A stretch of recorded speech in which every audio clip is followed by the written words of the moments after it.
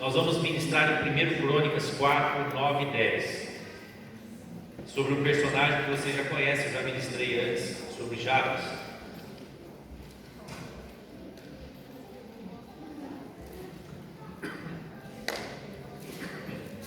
Semana passada nós ministramos sobre alargar as tendas, não é? Em Isaías 54, não é? Eu vou ler novamente Isaías, só para a gente retomar, relembrar.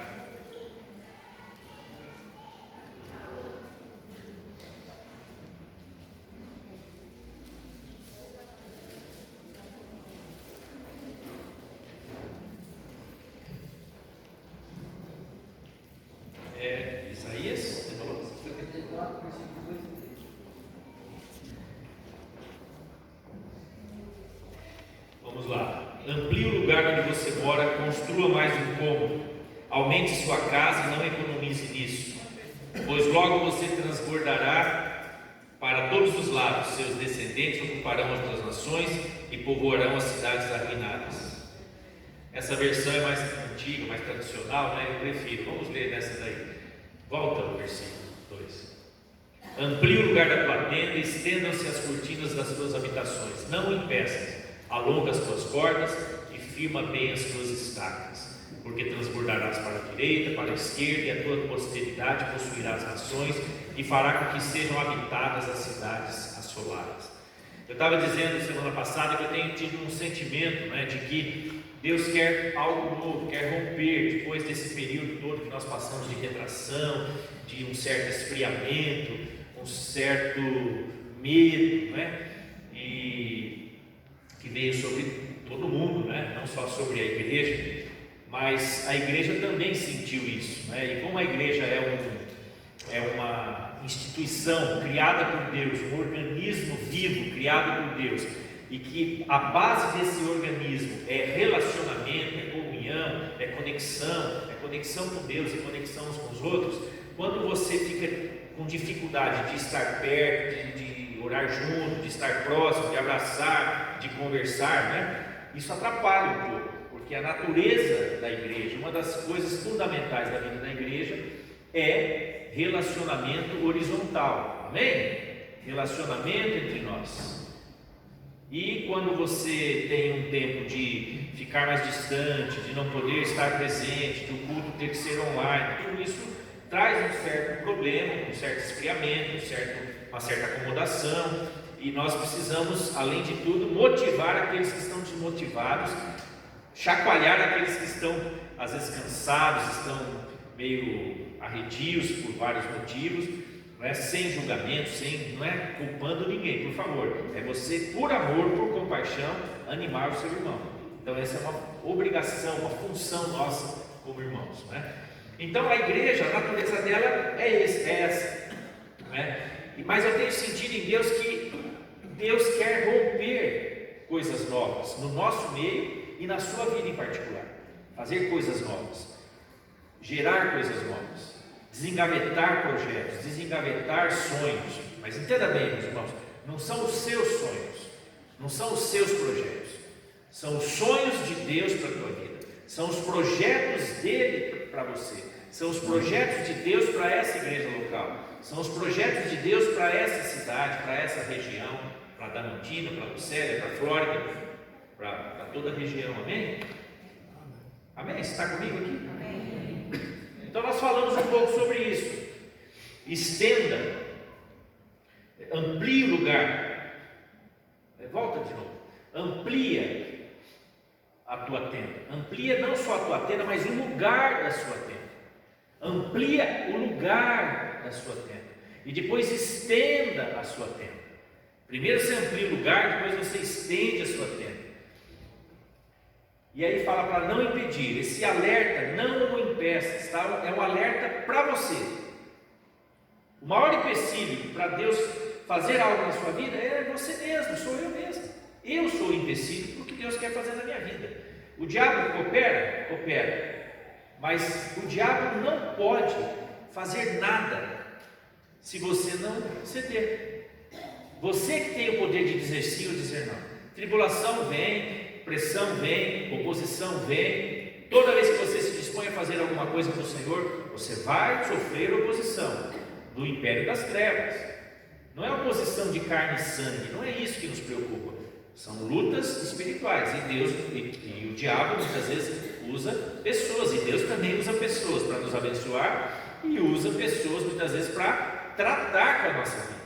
Então fique tranquilo, o fato de você estar fazendo a vontade de Deus e sofrer oposição está dentro do programa. Amém? Está dentro do programa, faz parte do pacote. Fique em paz. Você vai ler as histórias dos homens e mulheres de Deus aqui, você vai ver que era assim, não é? Não impeça. Então, não impeça Deus de fazer o que Ele precisa fazer na sua vida, o que Ele precisa fazer no nosso meio. Nós não podemos atrapalhar Deus. Às vezes nós atrapalhamos Deus. No nosso empenho de querer, às vezes fazer do nosso jeito, nós atropelamos Deus. E depois fala para alongar as cordas e fala para firmar bem as estacas. Meu irmão, firmar bem as estacas fala de você estar com o teu caráter aprovado diante de Deus. Estar com a tua vida resolvida. Eu não estou dizendo que você tem que ser perfeito, porque não existe perfeição até a volta de Cristo. Nós não somos perfeitos, amém? Fala para o seu irmão aí, você é mais ou menos. Nós somos mais ou menos, amém? O diabo é bom? Não, o diabo é ruim, amém? O diabo é ruim, Deus é muito bom, e os irmãos são mais ou menos, mas estamos melhorando, estamos caminhando, estamos crescendo, estamos amadurecendo. Dia a dia queremos nos tornar mais parecidos com Jesus. O propósito de Deus não é apenas nos livrar da morte e do inferno, da morte eterna. O propósito de Deus é nos salvar para aí começar um processo de religação, de restauração, um processo que nos leva de volta ao lugar onde Adão e Eva nunca deveriam ter saído. Então, todo o processo de Deus é ter uma família de homens e mulheres maduros, à imagem e semelhança de Jesus Cristo. Então você imagina, você olha para você, eu olho para mim, eu falo, meu Deus, que trabalho é esse que Deus tem? Porque eu sei de onde eu fui tirado, eu sei bem quem eu era e quem eu sou. Eu sei o quanto Deus já me transformou, o quanto Ele já me libertou, o quanto Ele já me curou, mas eu sei também que de vez em quando o velho homem ainda dá uns problemas. De vez em quando ele ainda quer se manifestar, ele quer dominar, ele quer mandar. Principalmente quando eu estou sob pressão, quando eu estou cansado, quando eu estou meio estressado. Quem já percebeu isso? Quando eu estou com fome. O velho homem começa a rugir como um leão, né? Às vezes parece que é o estômago que está rugindo, né? Mas é o velho homem lá dentro, querendo às vezes ainda dominar. Então, Paulo fala da luta entre o velho homem e o novo homem, a velha natureza e a nova natureza, que acontece dentro de cada um que ama Jesus, que anda com Jesus. Agora, entenda bem, isso não tira a nossa responsabilidade de dizer sim para Deus e de dizer não para o pecado e para o inimigo. Senão seria fácil, né? Porque o tempo todo você recebe propostas indecentes. Você recebe propostas que você pode falar sim para o pecado ou não. Falar sim para o eu ou não. A decisão é tua, a decisão é minha. Tem muita gente que põe a culpa no diabo. O diabo. O diabo tem muitas culpas, mas não aumenta a culpa dele, não. Não aumenta a culpa dele. Tem costa larga, né? Sabe, irmãos, nós estamos vendo como é sério isso. Como nós temos que ser parecidos com Jesus. Como nós temos que ser maduros em Deus, para não nos corrompermos com este presente século. Nós vimos essa semana 3 pastores presos. Você pode falar, pastor, mas é política, é não sei o quê. Não importa. Eles não deveriam ter sido presos por esse tipo de coisa. Onde tem fumaça, alguma coisa esquisita aconteceu. Alguma coisa estranha aconteceu. Não foi perseguição por causa da fé deles, não. Pode ter certeza que não foi. Não tinham maturidade para aquela função para a qual estavam ali. Para não dizer coisa pior, que eu não conheço direito a história, nem conheço direito a vida deles. Mas o que eu estou dizendo é que nós, como cristãos, temos que ser exemplo de vida íntegra, caráter, retidão, justiça, verdade. Não se trata de política, meus irmãos. A igreja está muito acima disso. A igreja tem que parar de ser idiota, de ser otária, de se deixar manipular pelos políticos. Chega! A igreja tem que dar voz de comando, dar direção para esse povo, dar direção para essa nação, e não ficar reboque de A, B ou C. Chega! E quando ela se alia ao poder estabelecido sem maturidade, começa a acontecer essas coisas que nós estamos vendo. Não é a primeira vez que isso acontece. Não é a primeira vez. Quantos políticos cristãos nós vimos darem mau testemunhos? Quantos? Presos, com discursos moralistas, adulterando, separando as suas esposas e adulterando. Isso é normal? Tem igrejas hoje que já colocaram no seu estatuto que o adultério, a separação, olha bem o que eu estou falando, a separação não é mais motivo para a perda de função. Uma denominação grande no Brasil, uma das maiores, colocou isso no seu estatuto, que separação não é mais motivo para a perda de função. Você pode falar, tá bom, tem motivos para separar? Tem motivos bíblicos. A palavra de Deus mostra que há possibilidades. Eu não sou contra, não digo que não possa haver segundo casamento. Pode haver. Tanto que nós já fizemos vários. Não há problema nenhum com isso. Mas o problema está no discurso. Não julgue, porque com a medida que você julgar, você vai ser julgado. Começa um discurso. Você está entendendo o que eu estou dizendo? Você está entendendo a seriedade da nossa vida, do nosso caráter? Firmar bem as estacas, tá? Tem relação com o nosso testemunho de vida, pessoal, familiar, financeiro, relacional. Como nós nos relacionamos na cidade, como as pessoas nos conhecem na cidade, qual é a nossa fama na cidade, nosso nome é um bom nome ou um mau nome? Quando as pessoas lembram de nós, lembram com tranquilidade ou com receio de nós? Nós caímos na graça ou caímos na desgraça do povo? A igreja primitiva caía na graça do povo. A igreja muitas vezes está caindo em desgraça. Agora, não estou dizendo que esse mundo ama a igreja. Jesus falou o quê? Que o mundo jaz no maligno, que nós teríamos aflições no mundo. Então não espere misericórdia do mundo. O mundo não vai ter misericórdia da igreja. Mas então a igreja tem que estar vigiando. O que Jesus falou? Que vigiar, né? Satanás está ao vosso derredor, rugindo como um leão, buscando a quem possa tragar. Sabe, às vezes eu vejo uma certa ingenuidade nos cristãos. Meus irmãos, nós temos que ser os mais sábios, os mais astutos, os mais prudentes, os mais inteligentes, os que têm mais conhecimento, entendimento para lidar com essa sociedade, porque nós temos a melhor palavra, a única palavra que resolve os problemas da humanidade. Mas às vezes parece que os cristãos não entendem isso. Sabe? Acordar, igreja, para a palavra de Deus, para a verdade da palavra que transforma, de fato. Então, firmar bem as estacas tem a ver com isso. Tem a ver com isso. Com estar com a sua vida à prova, acima de qualquer suspeita, de qualquer problema, de qualquer penumbra, de qualquer dúvida. Amém?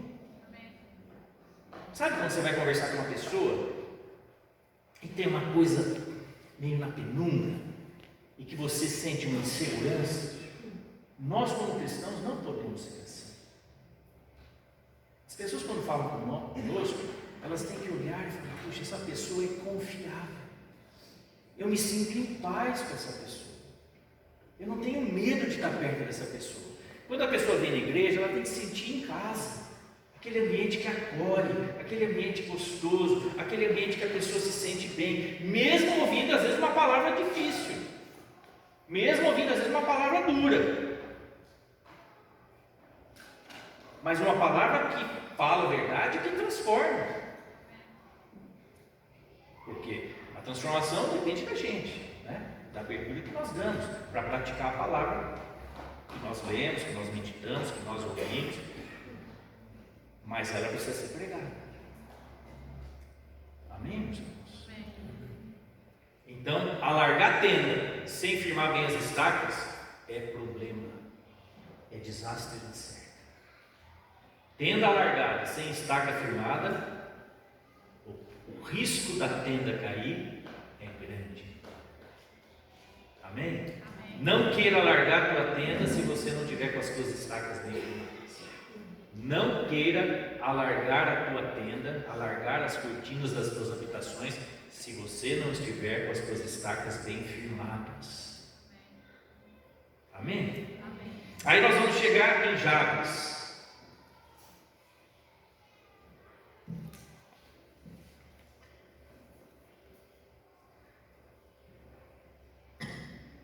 Vamos ler primeiro Crônicas 4, 9 e 10.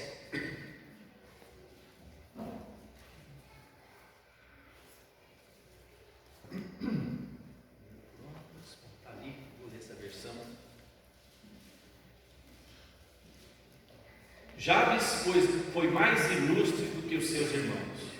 Sua mãe lhe pôs o nome de Jabes, dizendo: porquanto com dores o dei à luz. Jabes invocou o Deus de Israel, dizendo: oxalá que me abençoes e estendas os meus termos, que a tua mão seja comigo e faças que do mal eu não seja afligido. E Deus lhe concedeu o que lhe pediu. É interessante, né? Porque de repente vem aqui uma genealogia, né? Falando dos descendentes de Judá, e começa uma série de nomes, né? No capítulo 4, versículo 1, versículo 2, versículo 3. Aí quando chega no versículo 4, no versículo 9, aliás, né? De repente diz assim: para tudo, e fala: havia um homem chamado Jabes, mais respeitado que qualquer um de seus irmãos. Outra tradução fala mais ilustre. A palavra ilustre significa isso: respeitado, destacado, alguém de honra, digno de honra, alguém de excelência, alguém que você percebe que tem uma qualidade nata, né? Alguém que você fala: poxa, esse cara é acima da média, é um cara ilustre. E de repente a palavra começa a falar dele, 2 versículos, meus irmãos. Por isso que eu gosto desse personagem. Por quê? Porque talvez fosse, se eu estivesse vivendo naqueles tempos, né? Talvez seriam 2 versículos para mim, né? 1 versículo, né? Meio versículo, eu já estaria feliz da vida de ter meu nome registrado. Já pensou que honra? E ele, 2 versículos da Bíblia, que é 0,0000, sei lá quantos por cento da Bíblia se fala sobre Jabes. Praticamente nada. Se você passar, você passa batido, você nem presta atenção nele, nesse personagem. Um personagem como corriqueiro, né? Mas há um destaque. E é interessante por quê? Porque como é um personagem normal, você pode se identificar com ele. é mais fácil de nós nos identificarmos, porque quando você vê um personagem como o apóstolo Pedro, como o apóstolo Paulo, como João, como João Batista, você fala, poxa, mas o apóstolo Paulo, né? O apóstolo Paulo, né? O apóstolo João, né? Ou Moisés, né? Ou Elias, né? Ou misericórdia, né? Esses caras são realmente heróis da fé, né? São referências para nós. Mas a Bíblia e Deus gosta de nos surpreender com pessoas absolutamente comuns, como nós, como eu, como você. Pessoas normais, pessoas que não chamariam muita atenção no ambiente. O próprio Jesus não tinha nenhuma formosura exterior. A palavra fala que ele não tinha nenhuma formosura, humanamente falando. Era um cidadão que, se você não visse a presença de Deus, a graça de Deus, o Espírito Santo se movendo sobre ele passaria desapercebido como uma pessoa qualquer da sua geração e da sua nacionalidade. Era um cidadão do Oriente Médio, um judeu que vivia na Palestina, vivia em Israel, ali, normal. Não era um loiro de olho azul, pode ter certeza que não era, porque não era a natureza daquela população, né? Não teria nenhum problema se fosse, mas provavelmente, muito provavelmente não era. Mas isso não importa para nós. Importa. O que importa é que a presença de Deus estava nele, que ele era o Deus encarnado. Amém? Então, Jabes era um homem comum. Não havia nada de especial nele. Mas ele era mais ilustre do que todos os seus irmãos. Era alguém que chamava atenção. Chamava atenção por quê? Né? Aqui no versículo 9 fala mais respeitado. Por que será que Jabes era respeitado? Por que alguém é respeitado? O respeito correto, respeito honesto, não respeito por força, por violência, porque isso não é respeito, isso é medo, né? As pessoas não respeitam, as pessoas têm medo quando alguém impõe respeito pela violência, né? Ou pelo poder que tem. Isso não é respeito. Respeito verdadeiro é pelo caráter, é pela dignidade, é por falar a verdade, é por não ter duas palavras, é porque quando ele fala, ele cumpre. Quando ele diz uma coisa, ele cumpre aquela coisa. Quando ele fala que vai pagar um boleto no dia tal, ele paga o boleto no dia tal. Se ele fala que vai passar na tua casa tal hora, ele passa tal hora. Se ele atrasar, ele te liga e te avisa: olha, vou atrasar. Pessoas que têm uma palavra, não tem sombra de variação. Pessoas confiáveis. Amém, irmãos? Você pode atrasar uma conta? Pode, mas avise a pessoa que você vai atrasar. Pelo menos isso, né? Pode acontecer? Pode. Eu já atrasei. Conta. Aconteceu. Mas o que eu fazia? Não fugia do credor. Não ficava, opa, o cara está vindo por aqui, eu corro para outra rua. Não ficava enrolando, tal dia eu te pago. Chegava o dia, não, tal dia eu te pago. Chegava o dia, não, tal dia eu te pago. Eu sei que aqui não tem ninguém assim. Amém? Amém. Glória a Deus, eu sei mesmo. Eu acredito que não tem ninguém assim aqui. Mas você provavelmente conhece alguém assim. Ou não? Se você não conhece, é muito afortunado, né? Muito sortudo. Né? Porque existem pessoas assim. Quando a gente se converte, se a gente vem de uma prática assim, tem um tempo que a gente leva para botar a vida em ordem. Isso é normal. É o firmar as estacas. Agora, o camarada está 10 anos andando com Jesus, 20 anos andando com Jesus, continua caloteiro, continua devendo, continua não pagando no dia, continua atrasando os compromissos, continua furando na sua palavra, continua enganando, continua mentindo, continua. Jesus amado, não dá. Não dá. O grande problema de Jesus era com os religiosos da sua época. Por quê? Porque os religiosos da sua época, eles não tinham palavra. Eram homens que distorciam a palavra ao seu favor, usavam a palavra ao seu favor. Tinha uma estrutura religiosa corrompida. E Jesus bateu de frente com essa estrutura religiosa. Veja ali o que ele fez com os vendilhões do templo. Amém, irmão? O grande confronto com Jesus não foi com os cobradores de impostos, não foi com os cobradores de impostos que roubavam. Olha que coisa. Com esses caras ele comeu na casa deles. Um desses caras era apóstolo de Jesus. Se Mateus porventura roubava, eu acredito que não, porque, eu acredito que não fala sobre isso, mas eu creio que não. Se roubava, ele se arrependeu, como Zaqueu fez. Mas isso já era um escândalo para aquela sociedade. Chamar um cobrador de imposto, que era alguém que estava cobrando imposto para o Império Romano, que estava dominando Israel. Então era um governo que para eles era um governo ilícito, um governo tirano. E esses cobradores de impostos eram o inimigo número 1 dos judeus, dos religiosos e tudo mais. E Jesus vai comer com eles. Diz que Mateus tinha muitos amigos cobradores de impostos. Na casa de Zaqueu estava cheio de cobrador de imposto.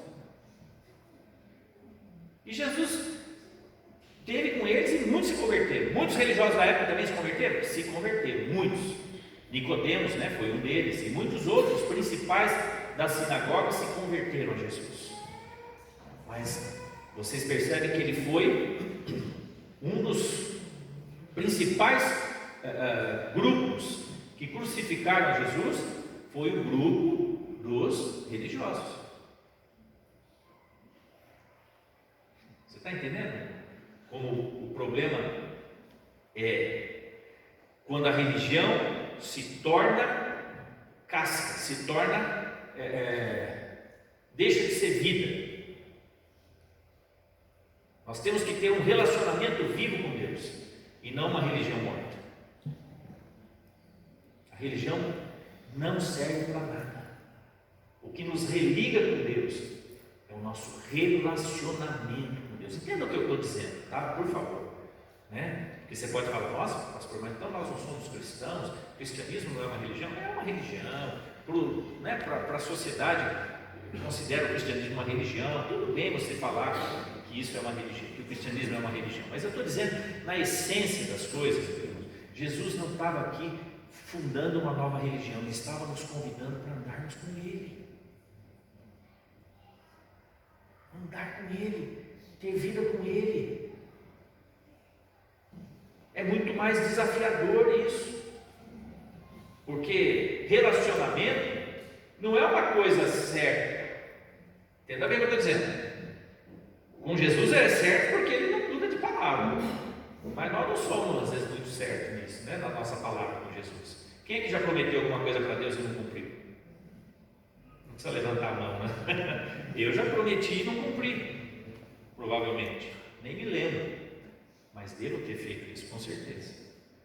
Todos nós, na nossa imaturidade, às vezes somos tolos, prometemos alguma coisa que depois não conseguimos fazer. É um espírito meio religioso, de prometer: Senhor, se eu fizer isso, o Senhor faz aquilo para mim. Se eu fizer tal coisa, o Senhor me dá aquilo. Se eu te der tanto, o Senhor me dá tanto. Sabe esse espírito de querer fazer negócio com Deus? Todos nós já tivemos tentações nesse sentido, de achar que Deus vai mudar a sua visão, vai mudar o seu projeto, vai mudar o seu propósito, porque nós estamos dando aquela torcidinha no braço dele, para ele nos abençoar. Meu irmão, você não vai conseguir torcer o braço de Deus. Deus faz aquilo que Ele quer, é aquilo que é necessário fazer. Então Jabes, ele foi considerado o mais ilustre, mais respeitado de toda a sua geração, de toda a sua genealogia. E ele fez uma oração simples, né? Oração simples. Agora veja só, pelo nome dele e pelo que a mãe declara sobre ele, não tem muitas informações, mas a sua mãe chamou ele de Jabes porque deu à luz com muita dor. Então, quem gostaria de ter um nome assim? Como é que se chama o seu filho? Pari com muita dor. Hã? Quem gostaria de ser chamado assim? Como é que é o nome do seu menino? Dor de parto. Nossa, que nome bonito. Que criança que gostaria de ser chamada assim? Fiz minha mãe sofrer no parto. Outro nome parecido. Ninguém quer ter um nome desse. A mãe dele quis fazer uma homenagem para ele, né? Você me deu muita dor no parto, por isso eu vou te chamar de Jabes, que significa isso. Ele tinha todas as condições, meus irmãos, de ser alguém marcado por esse nome, negativamente. Sofreu bullying, provavelmente, na escola, com esse nome. Sofreu bullying dos amigos, quando ia cuidar das ovelhas, né? Os outros pastorzinhos lá, tiravam sarro dele, provavelmente. Não é fácil carregar esse nome, não é fácil carregar essa história. Ele era conhecido por ter feito a sua mãe sofrer no parto. Mas isso não fez com que se tornasse uma sentença de morte, uma sentença que o travou, uma sentença que não permitiu que o seu potencial em Deus viesse à luz. Nada, meu irmão, que tenha acontecido na sua vida, até você se encontrar com Jesus, é uma sentença para te atrofiar, para te travar, para te prender, para te destruir. Nada. Amém? Em Cristo, você e eu somos novas pessoas, novas criaturas, fomos recriados. Uma nova natureza divina está dentro de nós. A semente do reino de Deus foi lançada na tua vida, foi lançada no teu coração. A semente do reino de Deus foi lançada em você e em mim. E nada pode impedir essa semente de florescer, a não ser nós mesmos, a não ser se a gente der ouvidos para a voz maligna que quer nos afastar, que quer nos destruir, que quer nos derrotar, que quer que a gente não caminhe na direção de Deus. Imagina, não é? Essa sentença veio da sua própria mãe. Eu não creio que ela fez isso por mal, mas é um nome ruim. É um nome ruim, é um nome que traz uma lembrança ruim. Poderia ter dado outro nome. Poderia ter sido mais generosa com ele. Agora ele poderia ter ficado amargurado com a sua mãe, amargurado com a sua família, amargurado com a sua história, amargurado com o seu nome, amargurado com a sua vida. E ele não estaria tido registro dele aqui, nem em 2 versículos. Nós nem saberíamos que Jabes existiu. Mas por quê? Apesar da sua condição, ele conseguiu olhar para o que Deus tinha para ele, para o melhor de Deus, para a bênção de Deus, né? Ele foi considerado o mais ilustre da sua geração, da sua casa, da sua descendência. Meu irmão, isso é que é dar a volta por cima. Em Deus, você e eu, em Deus, somos novas criaturas, novas pessoas. Fala para o seu irmão, você é uma nova pessoa em Deus.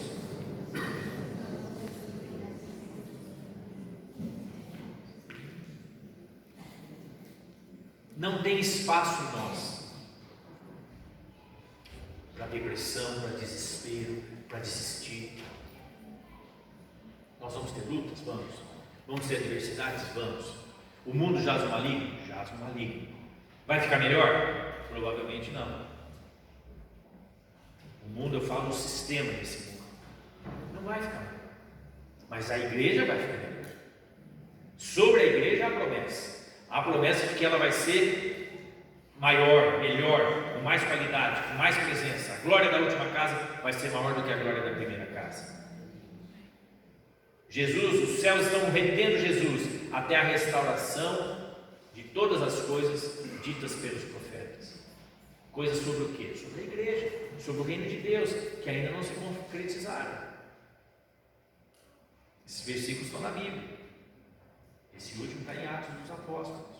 Os céus estão segurando Jesus até que as coisas aconteçam, todas que precisam acontecer, todos os que precisam ser salvos sejam salvos. Não é? Quem esteve lá na Índia, né, viu quanta gente precisa ser alcançada. Quem esteve lá no Líbano, no Iraque, viu quanta gente precisa ser salva. Os ribeirinhos, né? Quanta coisa ainda precisa acontecer. Então,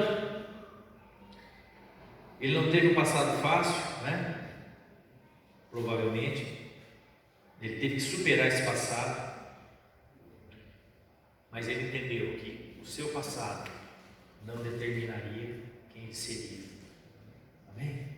O seu passado não determina quem você é em Deus. Você pode olhar para o passado para não repetir os erros, para não fazer as mesmas coisas. Isso é sabedoria, né? Mas não fique vivendo no passado. Amém, meus irmãos? Amém. Não viva no passado. Não fique revivendo o passado, remoendo o passado. Sabe, eu até fotografia eu não sou de ficar vendo muito. Eu gosto de fotografia, eu gosto de foto antiga, tal, mas eu evito um pouco, porque eu sou meio melancólico de temperamento. Então, se eu fico vendo muita coisa assim, me dá uma melancolia, me dá, sabe? Então, eu, às vezes, evito até ver foto antiga. É legal, às vezes, rever seu avô, né? Sua avó, isso é bacana, amigos, mas eu evito um pouco. Por quê? Porque o passado foi bom? Amém. Não foi bom? Paciência. Mas você está vivendo hoje. E você tem um futuro pela frente. E você está em Deus. E em Deus há uma nova história para você. Uma história que está sendo escrita nele. O que você vai deixar que seja escrito? O que você quer que seja escrito? Como você quer ser lembrado por aqueles que te conheceram? Que tipo de legado você pensa em deixar para os seus filhos, para os seus parentes, para os seus amigos, quando você estiver velhinho? Amém? Passa rápido, irmãos. Estou com 58, meu Deus, parece que foi ontem que eu me converti. Nossa, como passou rápido. Muito rápido. Eu sei que eu tenho muita coisa para fazer, graças a Deus, né? Mas eu vivo daqui para frente. É daqui para frente. Eu creio que o melhor de Deus ainda está por vir. Amém?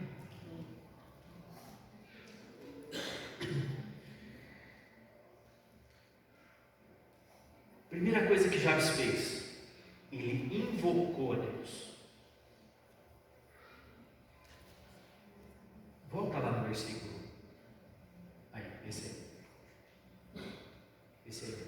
Jabes invocou o Deus de Israel. Sabe, irmãos?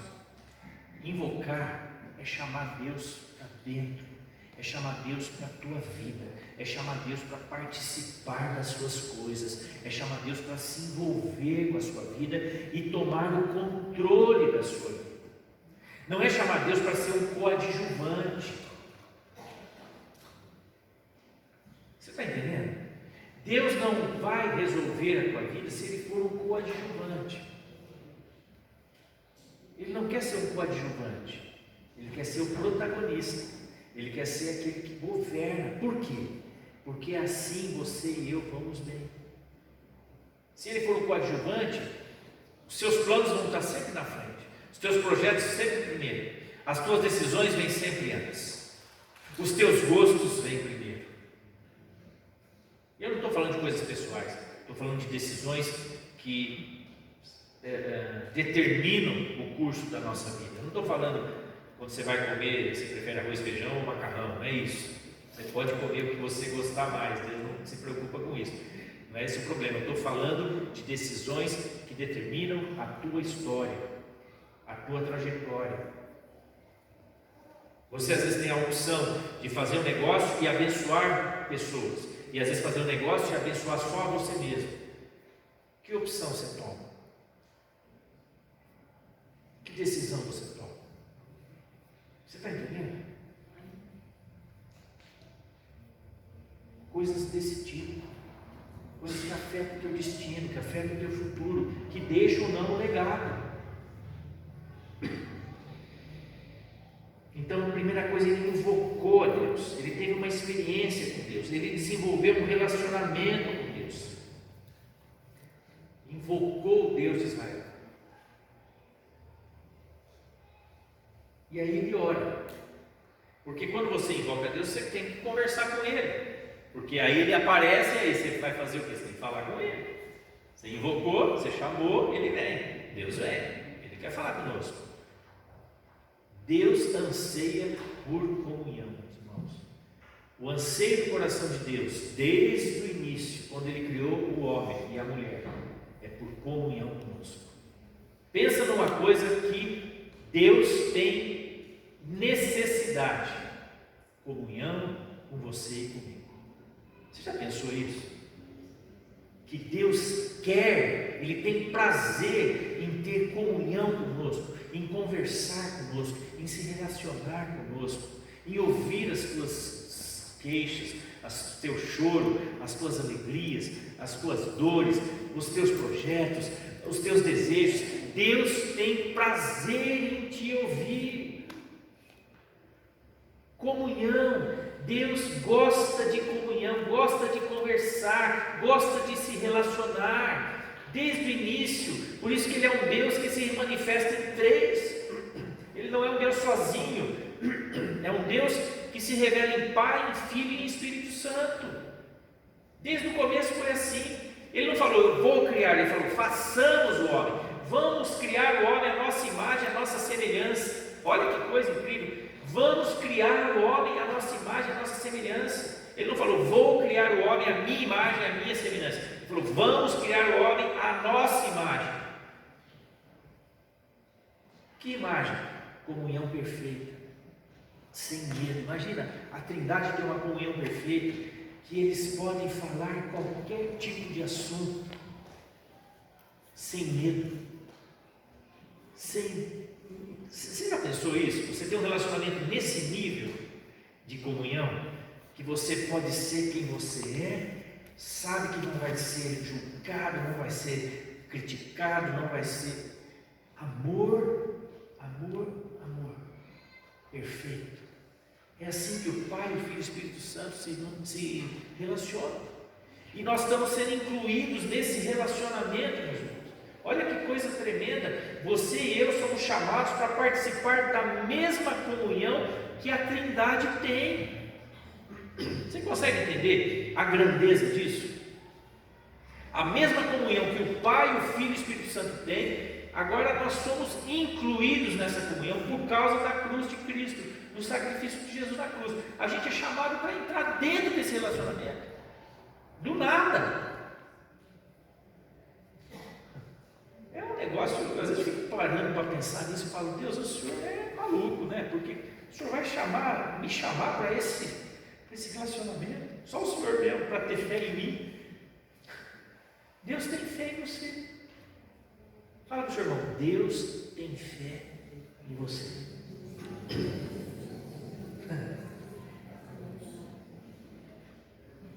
Já pensou? E aí, o que Jabes orou de tão... Ele fez uma oração tranquila, que você provavelmente já orou também. Primeiro ele pede a bênção de Deus, né? Ele fala ali, tomara que o Senhor me abençoe. Oxalá significa tomara. Eu quero que o Senhor me abençoe, né? Então, a primeira coisa, ele pede a bênção de Deus. Senhor, me abençoa.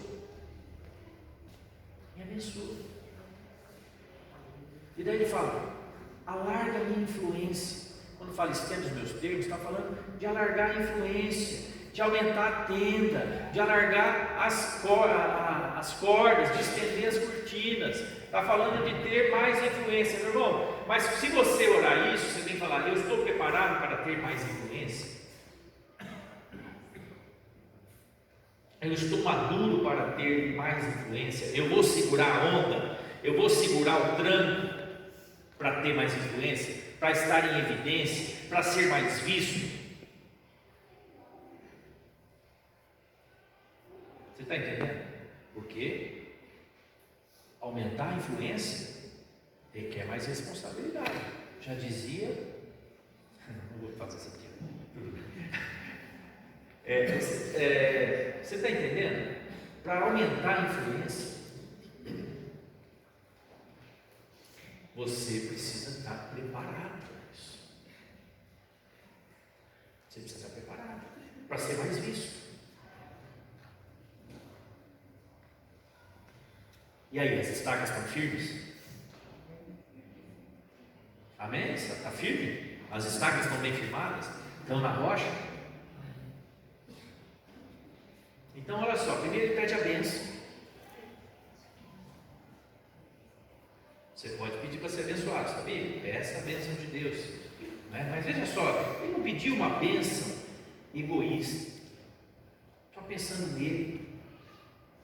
É uma bênção que vai produzir a vontade de Deus na terra. Quando a gente pensa na oração do Pai Nosso, o que Jesus está ensinando? Ele fala: venha o teu reino, faça-se a tua vontade, aqui na terra como ela já é feita no céu. Não faz a minha vontade. A oração de alguém que é maduro em Deus, você não ora para fazer a tua vontade apenas. Ah, Senhor, faz a minha vontade, faz do jeito que eu quero. Você ora o quê? Faça com que a tua vontade seja feita aqui na terra. O teu reino venha sobre a terra. E claro que Deus muitas vezes faz vontades para a gente. Quantas vezes Deus me deu presentes, coisas pequenas, coisas grandes, coisas que assim, aquele que você sabe que só Deus sabia daquilo.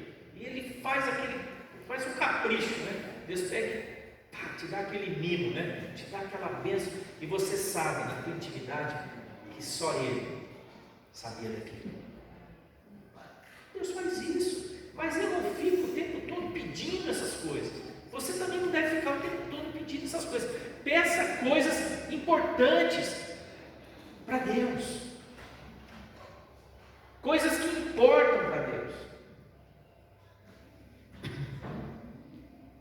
que vai produzir a vontade de Deus. Depois, então ele pede para ser, primeiro ele invoca a Deus, depois ele pede para ser abençoado e pede para que a sua influência, as suas fronteiras fossem alargadas. Isso significa prosperidade em todas as áreas. Isso fala de influência, fala de ser referência na sociedade. Eu sempre falo sobre isso. A nossa igreja faria falta na nossa cidade? Você faria falta? O teu comércio, a tua atividade profissional faria falta? Você está entendendo? Você como professor, professora, você, qualquer área que você atue, né? Como vendedor, como comerciante, como advogado, como qualquer área, as pessoas sentem falta, profissionalmente, mas sentem falta de você como pessoa. Será que a gente faz diferença na cidade? Ou pelo menos no nosso bairro, ou pelo menos na nossa rua, ou pelo menos na nossa vizinhança, ou pelo menos na nossa família? Está entendendo o que eu estou dizendo? Ele, com certeza, né, quando pede para ter suas fronteiras alargadas, Deus aumentou a sua influência, fez dele uma referência positiva naquela sociedade, tanto que ele era considerado mais ilustre do que todos os seus irmãos. E aí ele pede para que a mão de Deus fosse com ele.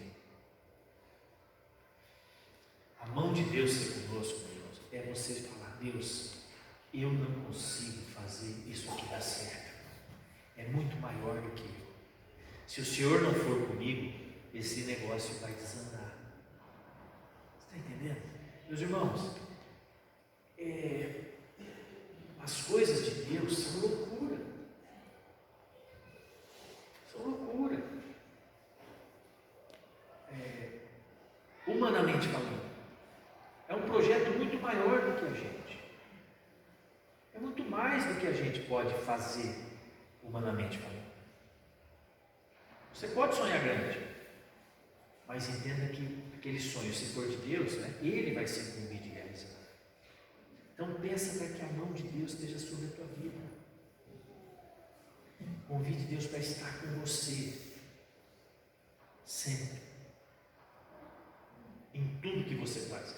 Tudo que você faz tem um sentido espiritual.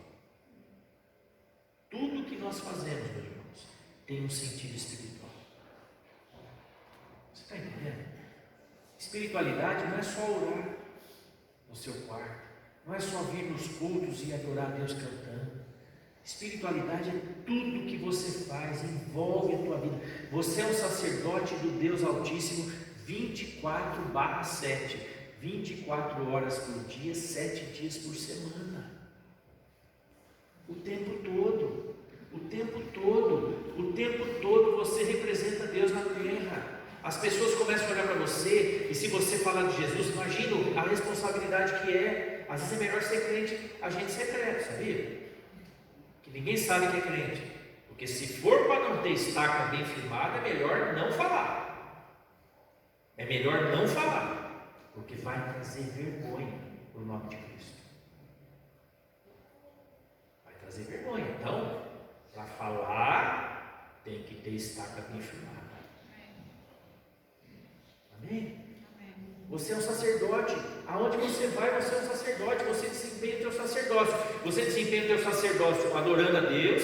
Você se renova, você se enche para depois ministrar para as pessoas.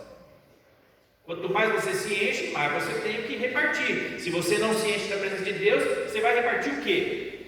Vai repartir? Eu não quero repartir de mim mesmo. O Mário não é bom assim. Amém?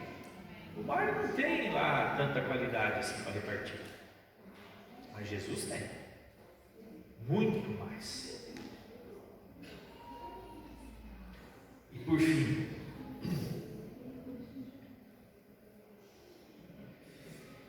ele pediu para que Deus o livrasse do mal e de aflições desnecessárias. Você não precisa enfrentar o diabo sem necessidade. Amém? A oração do Pai Nosso também fala a mesma coisa. Não nos deixe cair em tentação, livra-nos do mal. Você não precisa enfrentar o diabo sem necessidade. Por exemplo, é interessante, né? Às vezes eu vejo assim, por muito tempo, eu achava que todo pastor ia ter um Judas, porque Jesus teve um Judas e era uma sina, né? Era um destino. Todo pastor vai ter o seu Judas. Aí eu entendi que não, Jesus nunca falou isso, que nós teríamos que ter Judas na nossa vida, o Judas, o ruim, né? Amém, irmãos? Porque tem o Judas bom, né? Jesus nunca falou, você também vai ter um Judas na sua vida. Falou isso. E eu falei, graças a Deus, eu recebo essa palavra.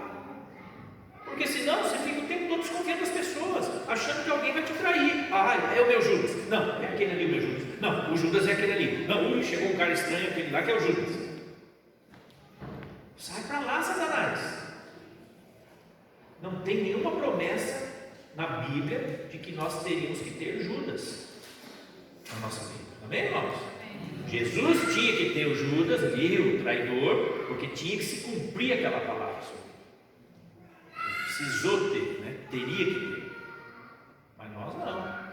Nós não precisamos ir para a cruz no sentido que Jesus foi. Amém? Nós vamos para a cruz porque nós temos que tomar nossa cruz a cada dia, mas não no sentido que Jesus foi. Então você não precisa enfrentar o diabo sem necessidade, só quando for necessário. Então pode pedir Que eu não seja afligido do mal. Senhor, me livra do mal, me livra do maligno, né? E aí o interessante é o quê? Deus lhe concedeu o que ele tinha pedido. Tão simples assim. Ou seja, as nossas orações são ouvidas e respondidas. Amém? Não precisa ser uma super oração, meu irmão. Não precisa gritar, não precisa estrebuchar. Deus não é surdo, Ele escuta no silêncio. E escuta quando você fala alto também, não tem problema, né? Mas a intensidade, o problema, a questão é: qual é a qualidade da minha comunhão com Deus? Como é que está o meu alinhamento, o alinhamento da minha vontade com a vontade de Deus? Eu estou disposto a obedecer? Eu estou disposto a ouvir um não de Deus? Eu estou disposto a ouvir um espera de Deus? Ou eu só quero ouvir sim? Você sabe, quando você vai para Deus falar com Ele, você pode ouvir 3 respostas: o não, o sim e o espera. Às vezes o espera é o mais difícil, porque o sim é o que você quer ouvir, eu também. O não é não, acabou, resolveu. O espera é duro, porque vai fazer com que você busque mais a Deus, chore mais, clame mais. Ainda mais quando o camarada está orando para encontrar alguém, ou vice-versa. Como aí o cara chora, e debulha lágrimas diante de Deus, né? Amém? Nós temos que vir com o coração assim: Senhor, eu estou aqui para ouvir o que o Senhor tem para mim. Pode ser um sim, pode ser um não, pode ser uma espera. Eu me coloco na tua presença. Amém? Eu quero ouvir o sim, mas se for não, eu vou obedecer. Se for para esperar, vou esperar. Jabes fez isso, não é? E Deus lhe concedeu o que ele tinha pedido. Meu irmão, você e eu não somos diferentes de Jabes. Se fosse o apóstolo Paulo, você ainda podia falar: eu sou diferente do apóstolo Paulo.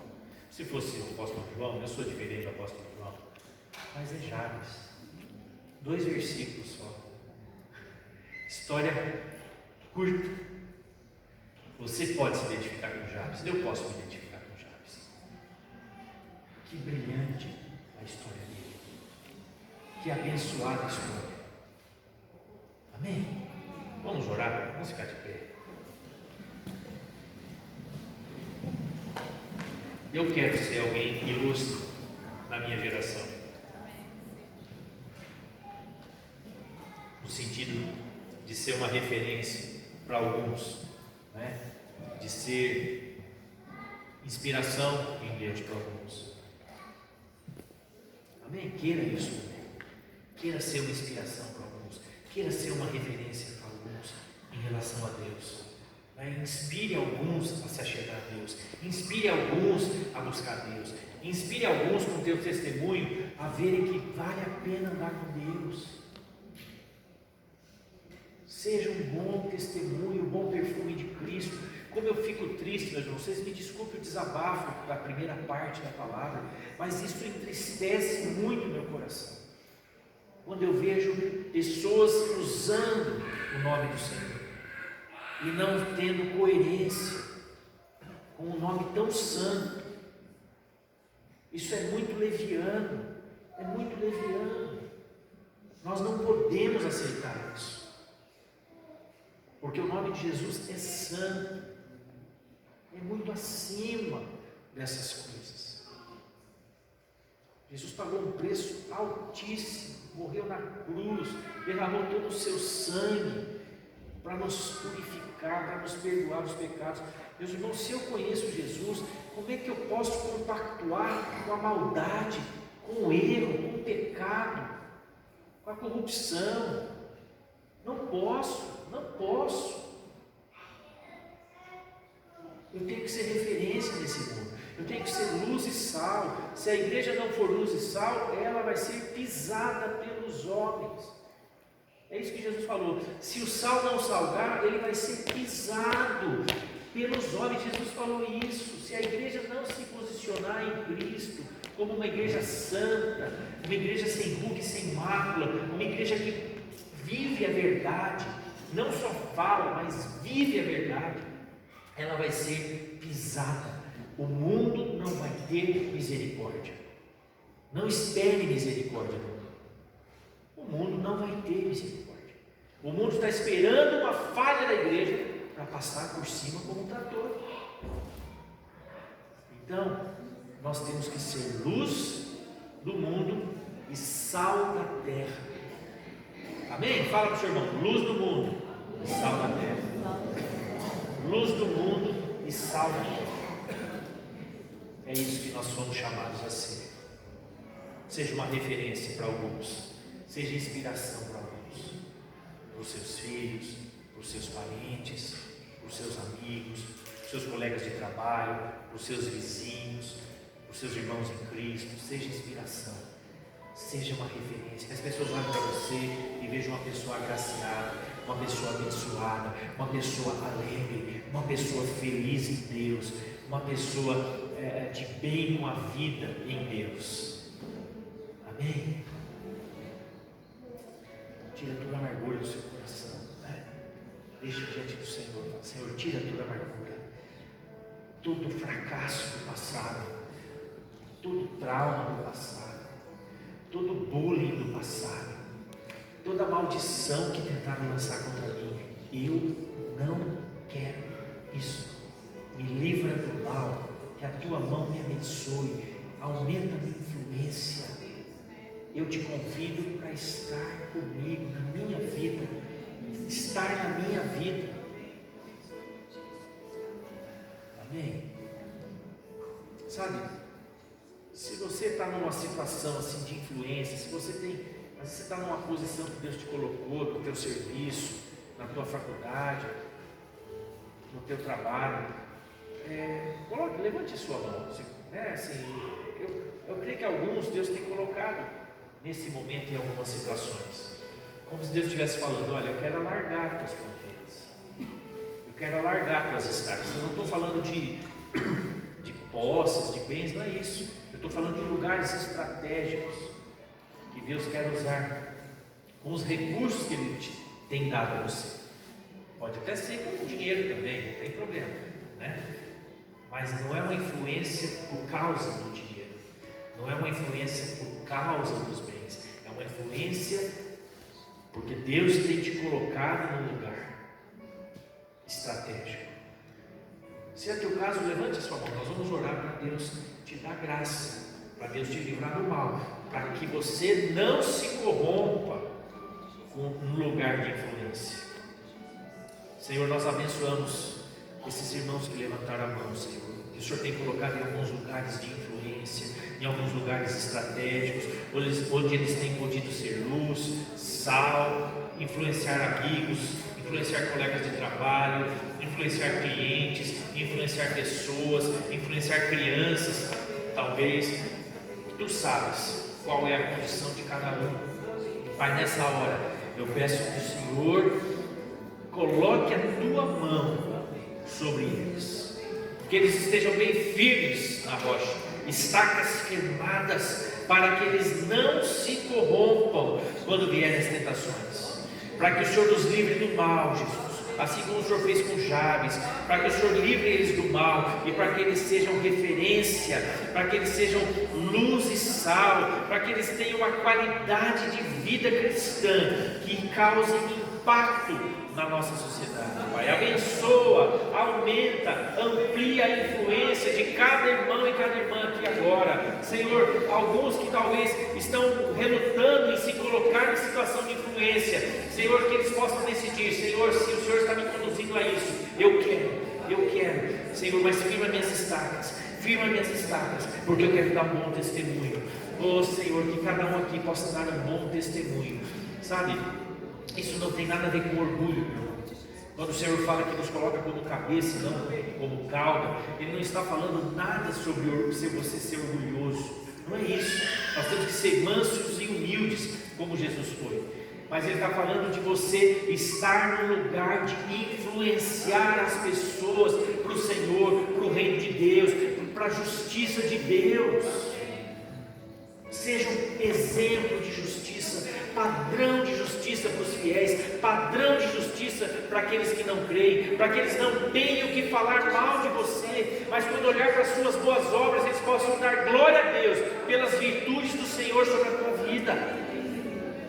Oh Jesus, que as tuas virtudes venham sobre as nossas vidas. Livra-nos de sermos injustos, livra-nos de sermos maus, livra-nos, Pai, em nome de Jesus. Abençoa os meus irmãos, abençoa a tua igreja no Brasil, abençoa os líderes da sua igreja nessa nação, Senhor, que venha um espírito de temor, um espírito de tremor, Senhor, um espírito realmente de respeito pela tua palavra, de respeito pelo teu Espírito, Senhor.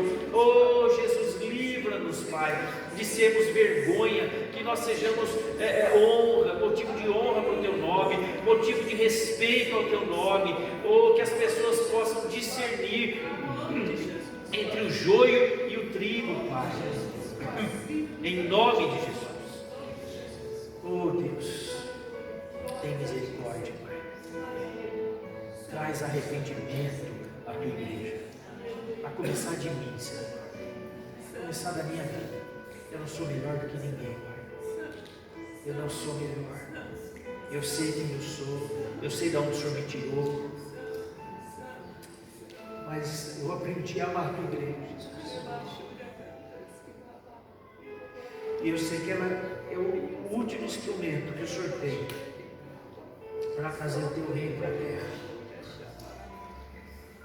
Oh Jesus, que a tua igreja possa ser a tua noiva mesmo, que reflita a tua glória, reflita a tua presença, seja um lugar de cura para as pessoas, um lugar de cura para a nossa nação, não um lugar de trevas, de vergonha, de confusão, mas um lugar de bênção, um lugar de suprimento, um lugar de generosidade, de repartir.